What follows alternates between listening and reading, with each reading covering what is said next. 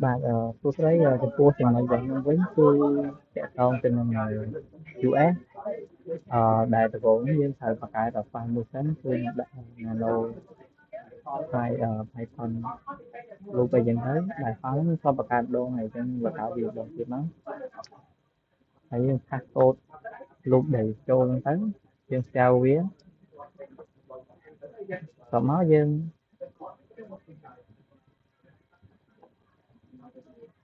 dân là nó dân răng gì môn là dân răng với dân bác ảnh cho nó ngày khơi tha lại ví dụ lý dân như này thế thì chẳng dân cho mà đi với những đó đi lấy mùi học phí chứ mà này bạn đây thà việc ví dụ ông rồi cái rồi tây đại dân chấp bắt biết con thời dân sẽ chờ tiêu nó hay lấy còn mùi rồi học phí trong nó chứ đặt đặt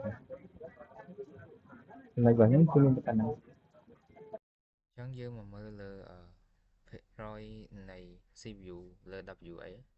WA ní stand for IO wait nắng we refer to system got wait nơi về đại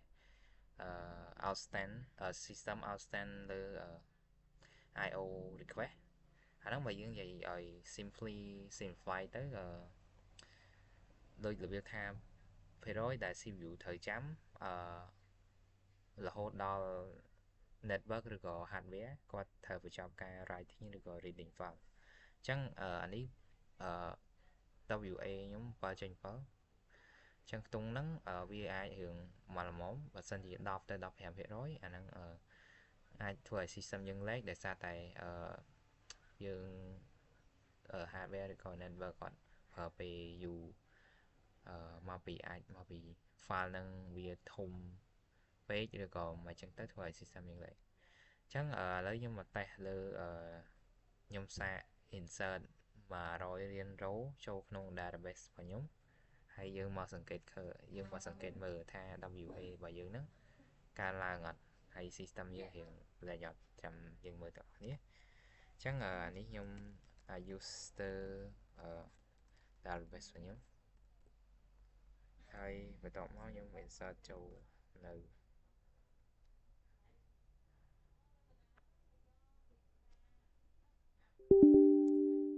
insert 100រៀលរ៉ូចូលក្នុង database របស់ខ្ញុំហើយខ្ញុំ call load data អ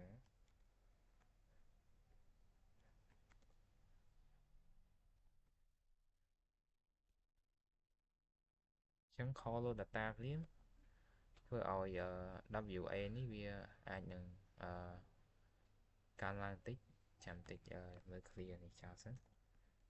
ហើយមើលថប់ទៀតអញ្ចឹងវាអាចនៅខ្ទង់កើនឡើងមិញ7ចុចជាងទេឥឡូវឡើង8យ៉ាវាអាចកើនឡើងតិចតួច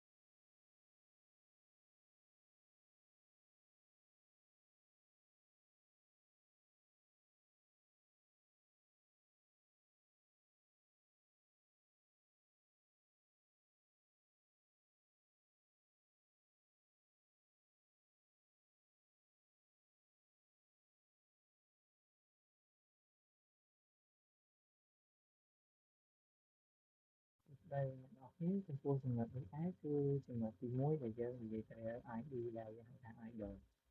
អឺបើយើងគ្រាន់តែវាយពាក្យ top enter យើងនឹងគេឃើញកន្លែង ID គេលោតកែម្ដងfile 9ម្ដង100តែមានន័យថាអត់ទាន់មានអីតែសម្រាប់ប្រើទេអូសម្រាប់ខ្ញុំមានតែប៉ុណ្្នឹង លោកលេងមកពីក្រុម project ទី5នៃក្រុម C សម្រាប់ចំណុចរបស់ខ្ញុំធ្វើការ demo ទៅលើ percentage របស់ SY ដែល SY ហ្នឹងគឺជា system time ដែល system time ហ្នឹងគឺជាភាគរយរបស់ CPU ដែល CPU បានចំណាយទៅលើការ executing kernel code នៅពេលដែល program នេះ kernel ទៅធ្វើការ read file write ទៅកាន់ disk create process network operation នោះ CPU វា switch ទៅ kernel mode ដើម្បី executing process របស់យើងបន្ទាប់មកខ្ញុំខ្ញុំបើក type ពី terminal ទី1ខ្ញុំធ្វើការបញ្ចូលពាក្យ talk ដើម្បីបើក CPU សិនបន្ទាប់មកយើងបញ្ចូល process ដើម្បី process មក process សិនដើម្បី execute ឲ្យវា write ឬក៏ read នៅក្នុង CPU បន្ទាប់មកវា generate process ID ឲ្យយើងមួយ 3471 យើងឃើញនៅលើគេនេះ 3471 ថា CPU វា execute វាត្រូវការ perform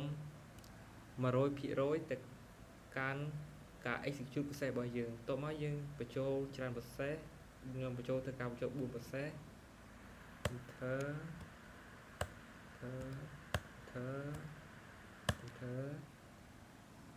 ពេលខ្ញុំបញ្ចូល4 process ទៅឃើញថា CPU វានៅតែ maximum 8 រំនេះឃើញមាន8ជាង7ជាងវាឡើងត្រឹមហ្នឹងមានថាវាពេលយើងបញ្ចូល 3-4 process ទៅមានថាចប់ពី process មួយពេលវាចប់ process ទី1វា execute ចប់ process ទី1វាចូលដល់ process ទី2ពេល execute ចប់ process ទី2ចូលដល់ process ទី3ហើយពេលចប់ process ទី3វា execute តគ្នារហូតដល់ final process បន្ទាប់មកខ្ញុំធ្វើការបិទសិនធ្វើការប្រើ kill all dd បន្ទាប់មកខ្ញុំធ្វើការ kill all process នេះ process 2មាន process 2 3 4 5ដែលខ្ញុំដាក់ក្រោយព្រមទាំង process 1ពេលយើង kill all បិទ all process ហើយបន្ទាប់មកយើងធ្វើការចូលទៅ find file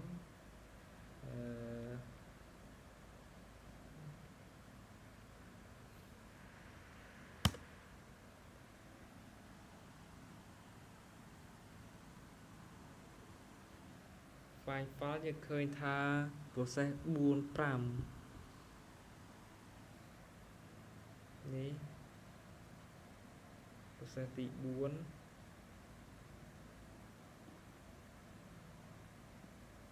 ពេលដែលយើងចូលទៅ find ទៅយើងឃើញថាយើងប្រើនេះដើម្បីទៅ execute ដើម្បីទៅឲ្យវាទៅ write process នៅក្នុង CPU នេះយើងប្រើ command dd បន្ទាប់មកយើងធ្វើការ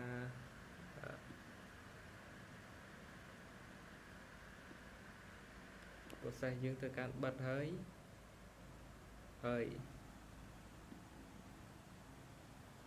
demonstrate យើងក៏អស់ត្រឹមប៉ុណ្ណឹងដែរអរគុណ